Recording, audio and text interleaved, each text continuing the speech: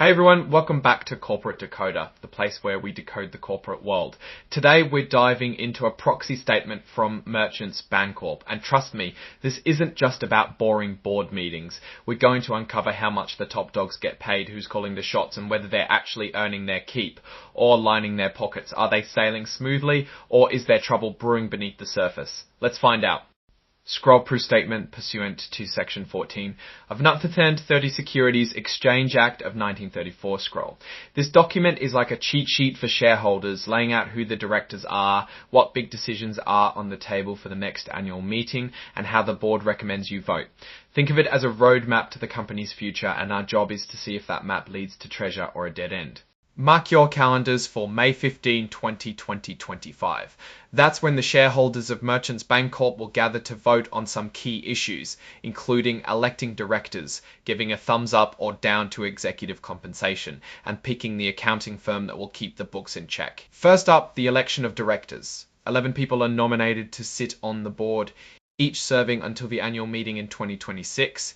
It's like picking the all-star team for the company, and these are the folks who will be steering the ship. Next, there's a vote on executive pay. It's a say-on-pay vote, where shareholders get to express their opinion on how much the top executives are being compensated. Keep in mind, it is advisory, meaning the board doesn't have to listen. Still, it sends a message. The shareholders will also vote to ratify the appointment of Forvis Mazars, LLP, as the company's independent accounting firm. This is important because these are the folks who will be double-checking the company's financial statements and reports. The notice is signed by Michael F. Petrie, Chairman and CEO. He is the man in charge. Now that we know what's on the agenda, let's look at who these people are and how they're running the show. The board is made up of a mix of people, some considered independent and others not. 6 directors qualify as independent. Independence is key here because it means these directors aren't tied to the company through employment or other relationships that could cloud their judgment. The rules say that Petrie, Dunlap and Evans can't be called independent because they're executive officers. Another director, Rogers, is an employee, and Dinwiddie has a conflict too since he's a partner at a law firm that the company uses. To make sure the independent directors have a strong voice, they have a lead director named Juster. His job is to work with the CEO on setting the board's agenda and to make sure the independent directors have what they need to make smart decisions. The board also plays a key role in managing risk. They have committees for audit, compensation, nominations, and risk, making sure all the important areas are covered. These committees meet regularly to discuss potential problems and how to avoid them. Here is the committee breakdown. Catchings, Dilroy, Juster, O'Brien, Sellers, and Shane are heavily involved across the audit, compensation, nominating, and governance and risk committees. Each committee met multiple times in 2024 to review and discuss important issues. The Nominating and Corporate Governance Committee looks for people to nominate to the board. While they don't have specific minimum requirements or a diversity policy, they try to find candidates with a variety of perspectives and experiences. Now let's take a closer look at the nominees for director. These are the people who want to be on the board. They're hoping shareholders vote them in. Michael F. Petrie has been chairman and CEO since 2006. He's got over 45 years in the mortgage banking industry, so he knows the business inside and out. The board thinks he's the right guy to lead the company's growth. Randall D. Rogers is the vice chairman. He also has over 50 years of mortgage banking experience. He helped co-found the company, so he knows its history. Tamika D. Catchings. She's a former basketball star with the Indiana Fever. She brings business management experience and leadership skills to the board. Thomas W. Dinwiddie is a partner at a law firm. He focuses on real estate and mortgage banking. He brings legal and industry knowledge. Michael J. Dunlap is the President and Chief Operating Officer. He has over 30 years of mortgage banking experience. He is responsible for establishing the warehouse lending platform. Scott A. Evans is the Richmond Market President and Chief Operating Officer of Merchants Bank. He has over 35 years of community banking experience. He knows community banking experience. He knows community banking experience. He knows community banking experience. Sue Ann Gilroy is the former executive director of a foundation. She has held positions in public service. She brings experience in the public sector. Andrew A. Juster is the former Chief Financial Officer of Simon Property Group. He brings knowledge of real estate and finance. Patrick Diopan is the president of a car dealership. He has knowledge of operating successful businesses. Anne E. Sellers is a technology consultant. She has experience in the technology industry. David N. Shane is the former CEO of a holding company. He has business and legal skills. Now let's talk money. This section explains how the company decides how much to pay its top executives. They look at what other companies are paying, but they don't just follow the crowd. They want to reward performance and encourage executives to make smart decisions that benefit the company. Here's who we're talking about: Michael F. Petrie, Michael J. Dunlap, Michael R. Dury, John F. Mackey, Martin A. Schroeter, and Sean A. Sievers. These are the people whose paychecks are under the microscope. The company uses a mix of things to pay its executives. They get a base salary, plus opportunities for bonuses and stock awards if the company does well.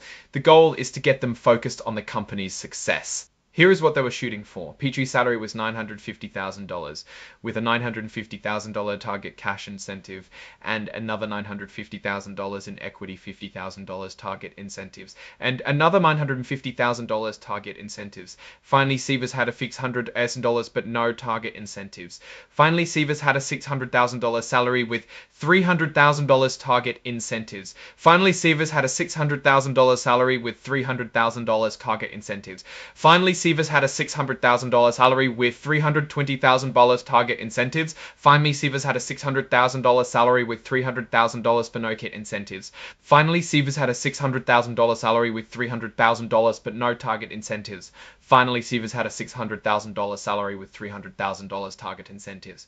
Finally, Sievers had a $600,000 salary with $300,000 target incentives. To determine if they got those cash and equity incentives, the company looked at total revenue, earnings per share, and return on equity. They measured these numbers against goals that they set at the start of the year. If they didn't hit 75% of their goals, the executives got nothing for that part of their bonus. This was designed to ensure executives have appropriate levels of compensation at risk if results are not achieved, and is therefore properly motivated and aligned with shareholders. Executives can also get discretionary cash bonuses if they perform exceptionally well. These are bonuses that Petrie and Dunlap can just hand out for excellent results. This table shows the actual compensation the executives received.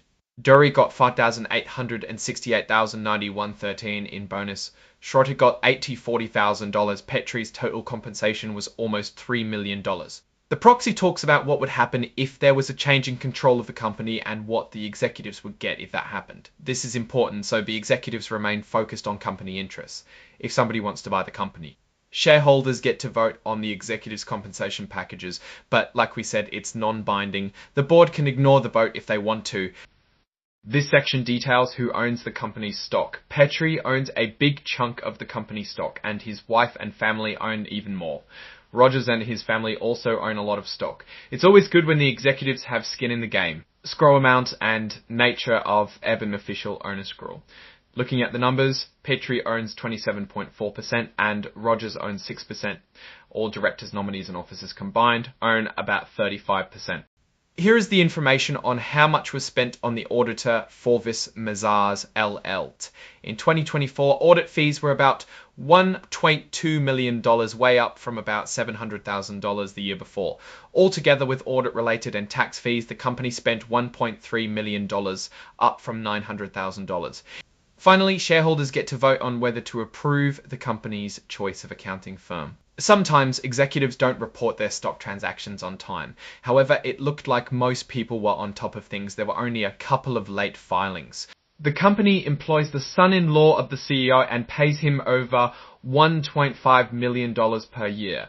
Also, the company uses a law firm where one of the directors is a partner and pays that firm millions of dollars each year.